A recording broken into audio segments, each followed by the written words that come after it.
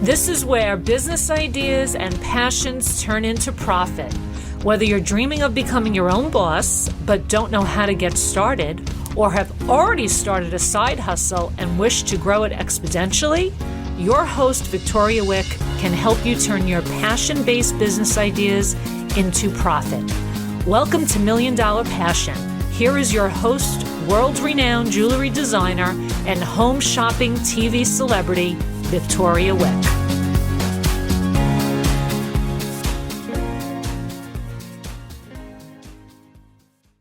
Welcome to another episode of the Million Dollar Hobbies.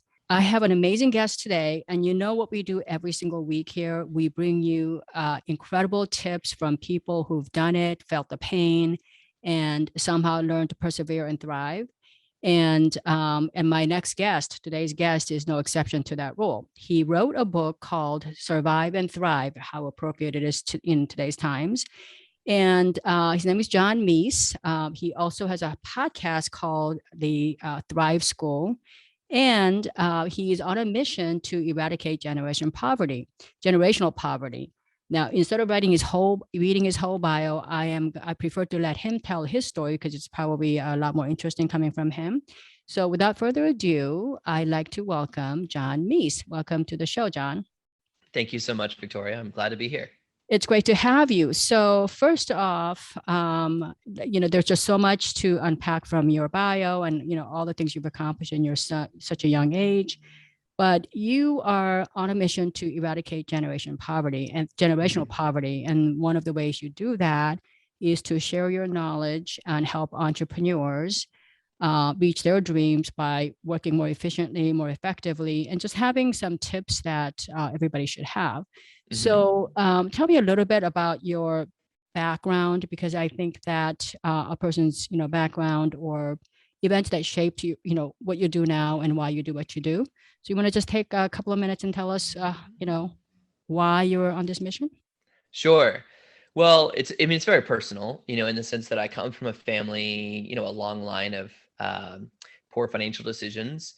And I was supposed to be, the golden boy to change the family trajectory by becoming a first generation college student. So I became a first generation college student. I got a couple of pieces of paper that say I know some things. And then I graduated and started looking around for this magical wealth that's supposed to appear once you have a college degree. And you didn't find them? No, it was okay. I was seriously disappointed. So, that was, obviously it wasn't just like a massive surprise. As I was in academia, I began realizing, wait a minute, this isn't quite maybe what it's cracked up to be, at least anymore. And, but I got a degree in economics and I got another degree in Spanish, but I worked for an economics research lab coming out of that and just kind of studying things that were going on, learning how to understand what was going on in the world and the global economy. And I latched on to this really just fascination with entrepreneurship. And at the time it was focused on just building online businesses. And so I built my own online business and was able to, make that my full-time, living. And then was able to retire my new wife as from being a teacher, with my online business. And then we were able to start a family.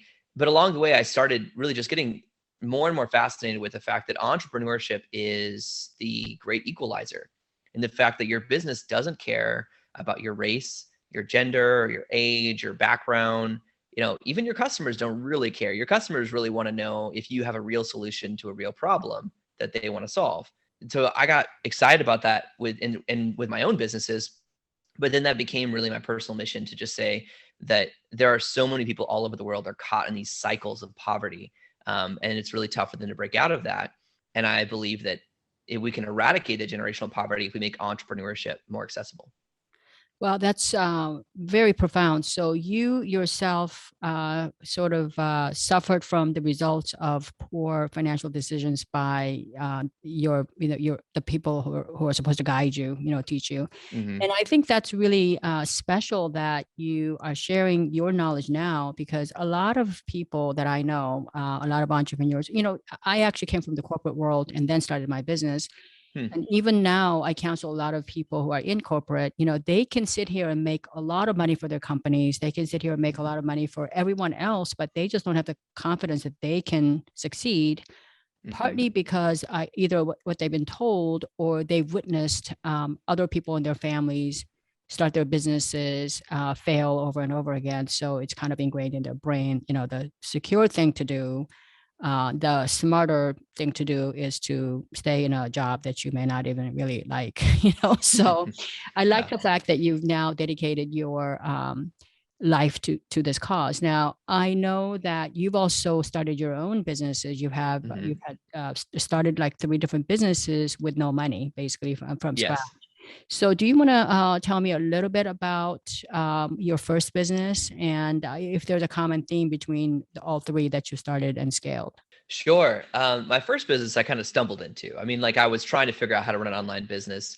But funny enough, I was actually creating like software tutorials. Like I created a whole course on how to use a very specific niche type of software that only 3,000 people on the planet were using. But I launched that online course, and I built a hyper target audience, and I launched that, and I made, and again, from scratch. So no ad money or anything like that. And I made a little over $10,000 in a week, which at the time was an amazing, life-changing amount of money. But what was money today, John? Actually, it is. But what was fascinating about that was then I went and actually wrote up a whole blog post on every detail of how I did the launch, how it went well. And that content, every time I would go over here and build like the software tutorial part of my business, it would do okay. It would do pretty well. And then I would do a write-up of, okay, well, here's everything I did and here's how it worked. And then that content would just blow up. I mean, at one point, there were several different businesses that were all, so like ConvertKit was the software I used to run my email list. Brian Harris was the friend who taught me how to launch an online course. Platform University from Michael Haidt was also another place I learned. And Ray Edwards is where I learned copywriting. At one point, all 4 of them were teaching webinars to their customers saying, look, John Meese just did this $10,000 launch. Here's all the details he shared. And so everyone was far more interested in my content on how to build an online business. So I paid attention to that. And I shifted my business to more focus on teaching people how to build their online business in 30 minutes a day. That was the core focus originally, was to say, look, you've got full-time family responsibilities, or you've got a full-time job and you're trying to build an online business on the side. Now that business did well. I was able to grow that as essentially a course and coaching business. And then Michael Hyatt, who was one of the people I learned from along the way, he actually reached out and asked if I would come work with him to take over Platform University, which was a huge multi-million-dollar membership site that he owned that was all focused on helping people do exactly what I was teaching on my blog. So I took over that, essentially a division. We spun it off as its own company for several years. And then a little over 3 years later, behind the scenes, I was also preparing Platform University for acquisition. And so we actually did sell that to Pete Vargas. And then that was when I began to focus more on my other businesses. But that was incredible. I mean, that was just, talk about skipping the line in terms of just professional growth and education with business. But along the way, I also launched a software company called Notable. So we create, our flagship product is called Notable Press. Essentially it's a super powered WordPress theme for content creators like you. We've got podcasters, YouTubers, blogcasters, and kind of thing. Podcasters. That's a new word. Yeah, it's a new word. Yeah. I thought for a while that there should, there's bloggers and vloggers. So I thought for a while there should be ploggers, but for some reason that hasn't taken off. Yeah. Surprise. Yeah. Okay. So basically, what I'm hearing from you, and I think, my listeners, you're probably going to agree with this, that, I'm a huge believer in actually providing something to your customers. Okay. Like not regurgitated information, not copying, pasting, from this site or that site, whatever is trending, because that's going to, catch you, that's going to get you a little bit of lift for the day. But consistently, so what you were offering in your first online business really was original content, original thoughts, original content, how to do something that was, different enough for enough people clicked on it, and then it caught the eye of professionals in the business. So I guess the lesson there is, if you have expertise that you want to share, it doesn't have to cost you a huge fortune to start a business. I mean, look at the way John started his business. It was almost like a side hustle.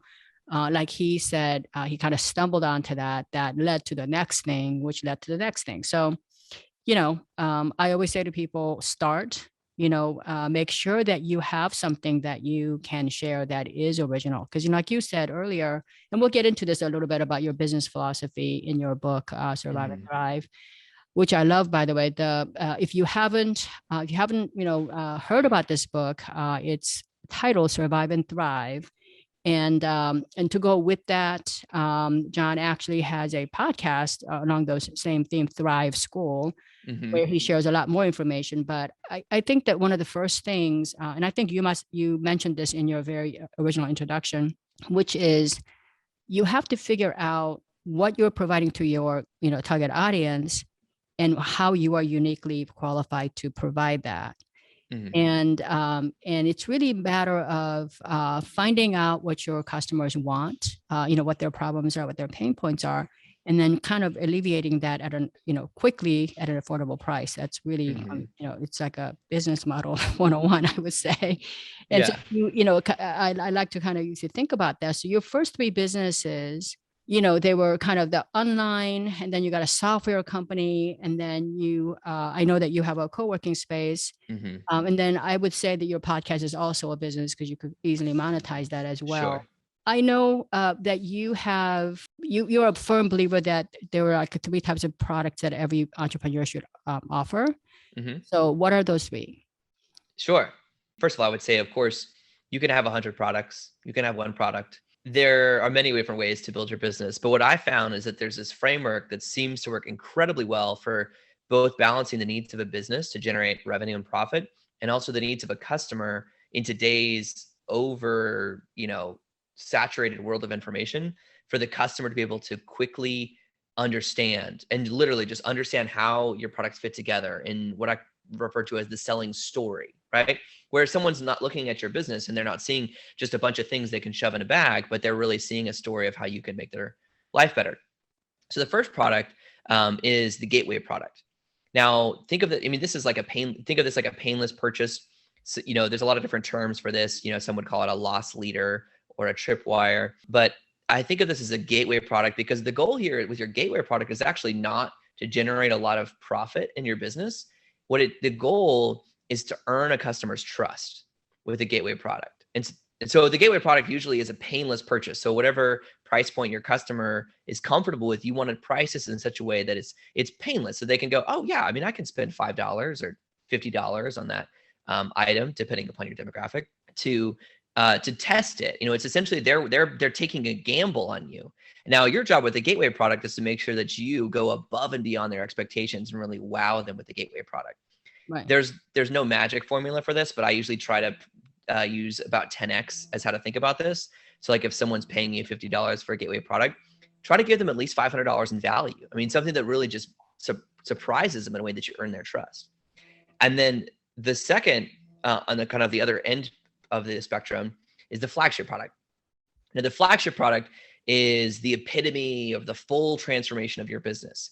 So whatever transformation you're selling, the idea is the flagship product it's probably the most expensive thing you offer, but it's the all-in package. So if a customer is ready to go all in and say, here's a question I'll ask clients occasionally when we're kind of just trying to think through their business, is say, well, right now, what's the most amount of transformation that you'll let a customer go through? And related to that, what is the most amount of money that you allow a customer to pay you right now? And of course, people are like, well, all of it. I'm like, well, no, you're not, you can't pick up the phone. If someone's looking through your business, whatever that is, online, in person, what is the most amount of money allow them to accept? So the flagship product. Now, what I found, and Victoria, you may have seen something similar. What I found is that all the businesses that I've been involved in, it's less than 10% of your customers that are actually going to buy the flagship product. But the goal there is that for the rest of the customers, it gives them something to aspire to, because you're communicating to them, this is the vision of where you're going. And for those customers that do go all in, that can be a huge source of revenue. And then the third category is the continuity or the subscription product. Now, this is the glue that holds everything together. Between purchases, you want that automatic transaction with a customer where you're finding some sort of recurring problem or need in their life that you can solve through a recurring subscription. This could be a delivery service like Dollar Shave Club. This could be an information product like a membership site like Thrive School Pro, my membership site. This could be, there's so many different ways you could do this, but the goal here is that you're creating some sort of ongoing relationship with your customer. Now, you can have other products, but if you have those three at the core, a gateway product, a continuity product, and a flagship product, that's enough to build a highly profitable business to serve your customers. Yeah, that's really funny you say that because in retail, because I come from brick and mortar. Yeah. In retail, we call that the good, better, best. Okay, So great. your gateway product would be the good product. We don't call them cheap. It is the least expensive. I would call them the good. Sure. And then the second is going to be the better. And then the third one is the best. Now, number three, the best is usually like the window dressing. So if you go to a regular department store, you go to Neiman's or Saks or, Bloomingdale's or any of the fancy stores, whatever is in the window is there to kind of give you the striking beauty factor. You want to go in the store to see what's there. Okay. You go in there and, I don't think I've ever seen anybody buy anything on the window. Right. But it does its job. You're like, oh, it's beautiful. And out of curiosity, if you ask them how much is that dress, the price is going to be somewhere between $3,000 to $5,000. Okay, now you probably went in there for, hoping to buy a $500 dress on sale for $300. And they're like, it's $3,000 to $5,000, right? And they're like, it's such a great deal because a store down the street sells them for $10,000 to $15,000. But what it does do though is if you do see a dress inside for $195, $300, something that looks kind of sort of similar, and you're like, why is this so cheap? Because you just saw the dress for $3,000. So it actually sets the psychology that what you are buying is actually a pretty good deal. So as opposed to if you went to Target and you saw the same dress for $59 and you're like, wait a minute, I'm at Target, like why is it so expensive? It should be like $19.99 or $39.99 at the most. Yeah. So it kind of sets that thing. So but I do like in today's business, like especially if you're selling online or coaching, to have your gateway product where you are, you're really not, like you said, to get to earn the trust of the customer. And then you have the flagship product, which is the most expensive, it's all in. And I also think that having the gateway product and then a transitional product, because you're actually giving them very easy, irresistible offers at each point. It makes sense because after they've experienced the first time, they're like, I'm kind of ready to, that was really good for $50 or whatever it is. And then you go in, then you go, you know what, it's probably worth, a few $100s and I got a really good deal. I got a lot more than I ever paid for. So I'm ready to go to the next level. So the next level again, adding the more value. And I completely, so it's a friction-free way to generate income, I would say. Yeah. Well, and if I could just combine those two ideas, so you mentioned the good, better, best. Dollar Shave Club did this remarkably well when they first launched. Their name of their whole company is Dollar Shave Club, right? So the whole promise is that you can get a razor for $1. And that's a painless purchase, right? So if you're thinking about, that's a crazy price for a razor. And that's actually one of the examples I go into in my book because I personally have always dreaded walking down the line to try to pretend like I know what razor to buy. But the first time Dollar Shave Club said, look, for $1, we'll send you a really, really simple razor every month that does exactly what it needs to do. I said yes. But as soon as I said yes to that gateway product, they said, great. Before we send it, by the way, did you know we have a good, better, best? Right. So I never actually got the $1 razor. I got the $5 razor because I, like most people, consider myself a middle of the road customer. Right. Exactly. And so I bought the $5 a month razor, and then but wait a minute, even the $5 is pretty cheap. It is pretty cheap. I checked though, I've spent over $1,000 with Dollar Shave Club because I checked my account, just added everything up because over the years it's the $5 a month razor. And then they're like, oh, by the way, you need this. There's a really great, travel bath bag with the razor has this perfect slot in it, but then you get it and there's all these empty pockets and they're like, oh yeah, that empty pocket over there, that's for our special deodorant. Basically I sort of accidentally spent over $1,000 with Dollar Shave Club just because I signed up from their $1 video gateway product. You know what I mean? Oh, you see, here's the thing. Yeah. All the things you talk about in retail, like the retailers who really know what they're doing, they really, I don't know if you realize this, but when you go to a store, they actually, the way that displays are done and everything, it's like when you go to casinos in Vegas, like when you try to check into a room, you have to walk a mile of, the tables before you can get into the elevator. Retail stores do very similar. So the fact that you buy the $5 razor, because they actually give you an opportunity to upgrade right there and then, then when you get it and you've tried it a couple of times, the things like travel bags and all this stuff, that's what we call the upsell. So Mm-hmm. normally speaking, if we're getting, let's say like 30% margin on the gateway product, and then you upgrade them, you're getting a 50% margin. But the upsell, you're getting like 200% margin, because the upsell, it's a convenience product. We don't expect everybody to buy it. Mm-hmm. Okay. And there's no cost involved in selling this person, because they're just literally just buying it themselves. Okay. Because you're just telling them, hey, you can make your life simpler. But so that item is where they actually make real money. Yeah. Because it's the other stuff, you got to keep turning inventory to meet your dollar, volume.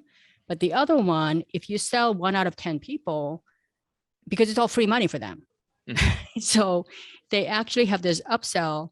So, if they're going to order, let's say 100,000 pieces of the $5 razor, the upsell, they're only order like 10,000. And they usually sell that out before anything else, because it's a limited amount of it. But they will charge you, like quite a bit of money. And usually the travel bag was probably more money than all the razors put together. So this is how you spent them, you spent all those thousands of dollars. Yes. It's getting and actually there's two. So the 3 core products we talked about are, of course, are crucial and fundamental: the gateway product, continuity, and flagship.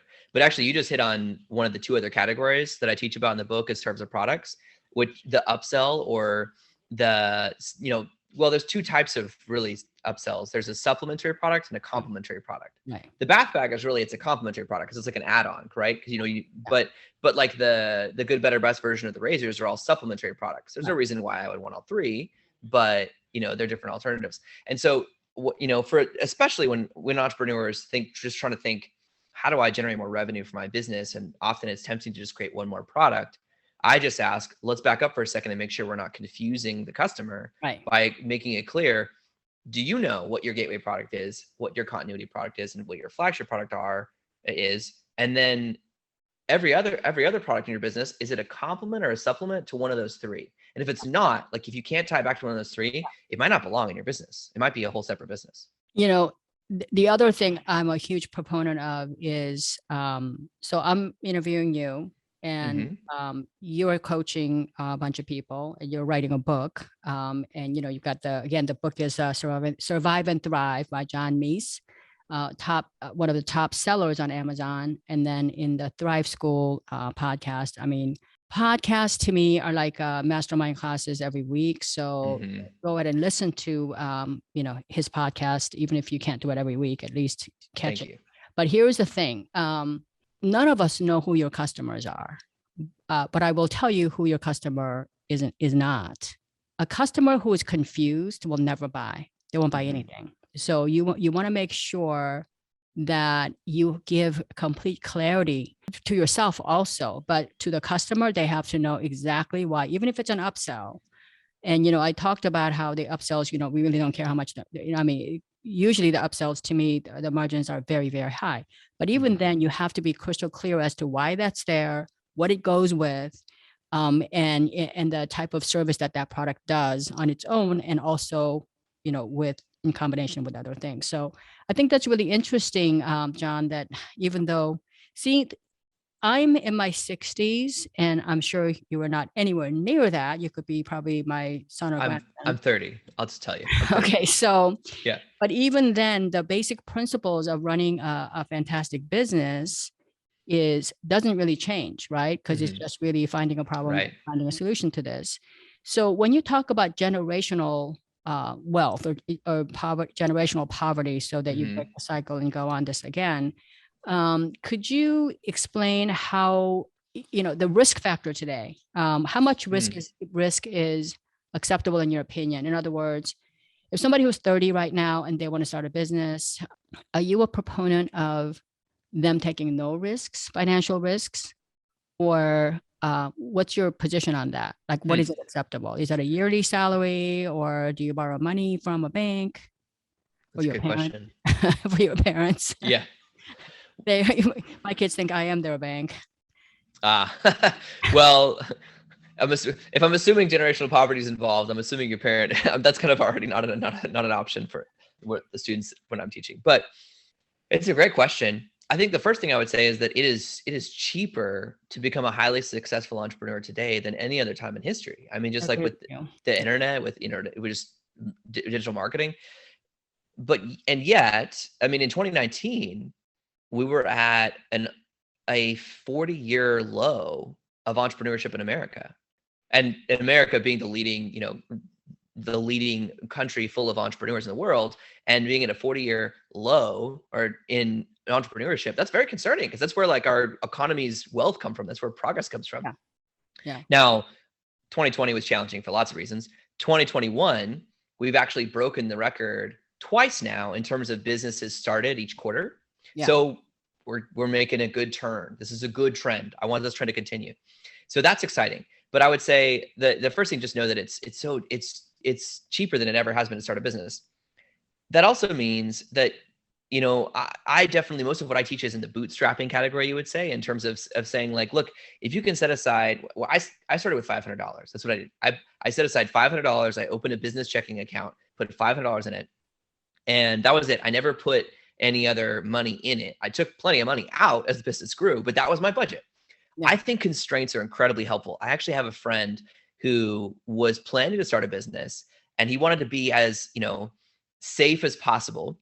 And so he worked very hard. He worked at his full-time job. He worked very hard and saved enough money so that he had an entire year's worth of expenses set aside in a reserve account. And he said, okay, I have 1 year runway to launch my business. I'm going to do it. And so he quit his job, and he spent 11 months kind of playing around with being an entrepreneur. And then he spent 30 days actually growing his business, because it wasn't until he was actually running out of money that he started to really feel the pressure. And that's when he actually started pushing through and seeing results. And so I think it's really healthy to have some real pressure and real stakes, even if it's just, okay, there's $500 in that checking account. That's it. Let's go. Or $100. Of course, you could start with more than that, but I'm not a fan, especially if you're new on business. I'm not really a fan of like giving a new entrepreneur, whether it's a bank or a parent or a venture capital investor. I'm not a huge fan of giving a brand new entrepreneur $100,000 or $1 million and saying, go build something, because there's so many mistakes that you're going to have to make. Yeah, I completely agree with you on that. My view on that is risk no money. Right. I started my company with $30, and I started at the time when starting a bit online business was not possible. So when I started my business, online businesses don't exist. We didn't have internet. We didn't have laptop computers or anything that your generation takes completely for granted. Sure.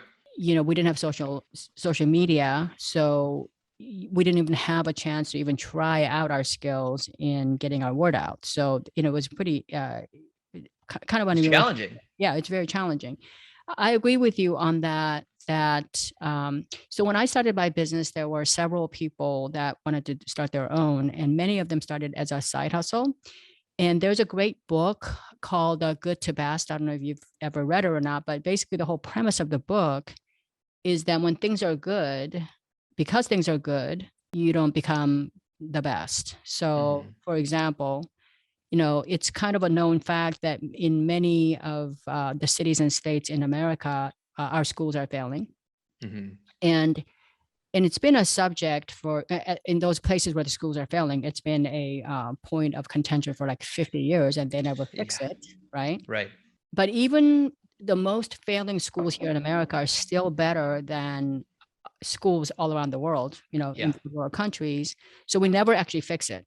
So in 2019, things were really good. So, like most people thought the economy was good. They're getting a great salary, even though they hated their jobs, they hated their coworkers, they probably could barely stomach their customers. Things were good. Okay. So it kind of goes with that theme that we didn't have a lot of entrepreneurs, right? Because they thought things were good. So when things are good is when you really have to kind of buckle down and say, hey, this is a great opportunity for me to, do. I mean, I also found that to be not a coincidence at all that in 2021, the Census Bureau said that they had the most number of business licenses applied than any other time in our history. Yeah. So that kind of makes sense. And I also agree with you that, I haven't gone through this myself. When you have no money, you are kind of forced to do things with no money. For example, I didn't have any money to make any samples. Like I couldn't make a physical sample of anything. I didn't have any money to pay for it. So, people could say, how can you sell jewelry without ever making a sample? Because the samples cost anywhere from $300 to $1,200 per piece. That's just labor, not gold, just to make an original mold. And if you did 10, 100 molds, you're looking at $10,000 to $50,000, average of $500 before you ever tested whether or not your designs were going to ever sell, right? So what I did was I actually simply drew them on a lookbook, painted them really nicely, and I got a kind of I went to all the stores and asked them, if you had something like this, would you be able to sell it, kind of. So I think that when you don't have money, you could be maybe a little bit more creative in that. So I agree with you that you don't need to make a whole lot of money, and you don't need to put your family or go to your parents as your bankers or anything like that. I think that the more important thing is to figure out your business. What does your product do? Does it help save money, save time? Does it help you do something faster? Does it help you create a security around whatever it is? You need to figure out what is it that you're offering, and if you're really adding value to somebody else's life, and I think that's the most critical thing. Then what John is preaching is understanding how you offer them with a lot of clarity and value to your customers, right? So I think I really liked all of the things that you shared today. And as we come to near the end of our interview, are there like real actionable tips? What are the two major tips that you could share that maybe had guided you when you were going through? I'm sure when you're running 3 different businesses, you've had times when you wondered, like, what the heck am I doing here? Why did I start this? Yeah. How did you survive those? Well, okay. So, I'll give one that's kind of like a bigger picture, to start, and then we can talk about a little more tactical one, because you and I have talked around this, but I think it's really important to emphasize the fact that your business success is built on creating a real solution to a real problem for real people. Right now, and that's something, if you want to help figuring out exactly how to figure out who your real people are or what their real problems are, that kind of stuff, that's all in my book. But it's really important to say that. And I say real every time: real solution, real problem, real people. Because there are so many businesses that start and they really struggle because they're focusing on the money and they're not really taking into account the people on the other side. And you'll pick up on this. You'll be in a meeting with someone, they'll be talking about their, all their numbers, and they're, they might list, 1,000 sales or 10,000 customers or 100,000 followers in social media. And anytime I'm meeting with someone and we're, with a client or a partner and we're working through that kind of stuff, I always like to pause for a minute and just say, remember, those are real human beings. Every single one of those is a real human being with aspirations, with dreams, with fears, with problems, with children and sickness and parents and death and all these things. And so, I think it's a powerful human skill to just tap into our ability to empathize with other human beings. That honestly is one of the most underutilized skills in business today, where so many businesses are just focused on more sales, more growth hacks, more products, and forget the fact that their business is designed to help people either become happier, wealthier, healthier, wealthier. I was like, there's a third one. Sorry, I had to flake for a minute. But happier, healthier, wealthier. Like those are kind of the broadest categories of products. And so it's you have to remember that the key to your success is serving people. And the businesses that do the best when economy changes and shifts are the businesses that stay in tune with how their customers' needs have changed. And so it's not just how can we shove our product down their throat. It's have their needs changed? Does our product need to change to meet that? And those are the businesses that have done the best time and time again. I agree with you on that for sure. Yeah. What about, you have a second point? Yeah. Well, so the other one is just that this is the flip side of the good thing is that it's easier to build a business than ever before because there's so many ways to build a business. But the problem is there are so many ways to grow your business. And so it can be incredibly overwhelming. And a lot of entrepreneurs make the mistake of just trying to do just one more thing. They're like, okay, well, maybe we should get on TikTok. Maybe we should run a Facebook ad campaign. I hear billboards are coming back, or maybe we should do, SMS marketing. And the reality is any one of those things can grow your business. But the key is you have to become the master of one growth model. And that's to scale your business. if you're at the point where you can hire a marketing team to start taking over different growth models, sure, then you can start getting into having different growth models going on in your business. But so many entrepreneurs get lost because they're trying to do a little bit of a podcast, a little bit of a Facebook ad campaign, a little bit of something else. And they're really the master of none of those. And so that would just be, from a tactical perspective, I would just say, just focus on one primary growth model, double down on that, and you'll see way more success than if you're trying to do 5 or 10 different growth models, really kind of at a surface level. Yeah, I think that the argument from, I'm just going to play a devil's advocate. Do it. Is that they might say, well, if I just do the one growth model, but it doesn't work, or how do I know that I'm actually in the right growth model, right? So I think that your first point and your second point actually are tied together, because your first point was that we're selling real product or service to real people, okay? So, and we need to have empathy. And I think even more than that, it comes down to really understanding who is your customer. What does she need? What is she suffering with? How can I help her? Right. So, and you need to have that question every single day. So if you do that, then your business growth model becomes easier, because if, like my customers, they're all in the, I would say 35 to 55-ish, highly educated customer base. So if those people, entrepreneurs who are, I've got a lot of millennial entrepreneurs, they're actually, risking their money. They're creating wealth every single day, because that's how entrepreneurs actually make money and pay their people. They're going to realize that if you're selling, for example, I don't know, anti-aging product, or you're selling, life insurance for elderly, they're probably not going to hang out on TikTok. You can sit there and say, yeah, I can get all kinds of, cutesy and everything. And I've got 30,000 followers on TikTok. Well, they're not your customer, because that's not where they hang out. Because if you actually take time to understand where they are, they're not hanging out there. So I think that by understanding who your customers are, where they hang out in big numbers, and how they shop, what are their main gripes, and what do they value the most? I'm not a millennial, but I have to tell you, and I'm trying to attract millennials to my business because they're the future. And in the jewelry business, for example, the people my age, they're like big, bold, thick, things that are thicker because they think there's more gold in there, whatever. Millennials like things that are very minimalistic. They like things that express without all the fuss. So, if I'm trying to, get a lot of millennials coming into my world, they might be hanging out on Instagram or Pinterest for visual stuff, but they're not hanging out on Facebook. So basically understanding what your customers want, where they hang out in large numbers, because then what you have to say, like, for example, if you have an Instagram post or whatever post that you come up with, the messaging will be clearer because you understand who they are, why they hang out there, what are they looking for? Right. So I think your point number 1 and 2 is, if you have to know exactly who you're serving. You can't be sitting there pretending that you're serving everybody, because you're not.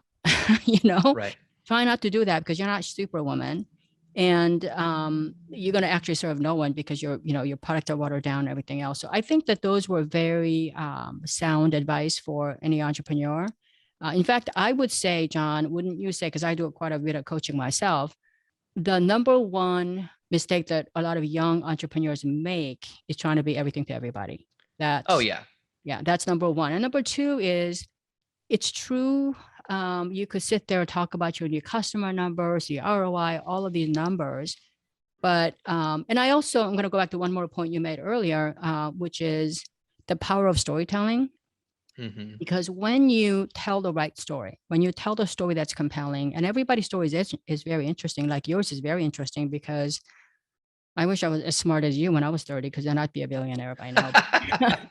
Unfortunately, I've had to learn my lessons, along the way. I had to learn the things the hard way. But I would say that the power of storytelling, the authenticity, and being vulnerable and being who you are and offering what you can, and being honest that you don't know everything.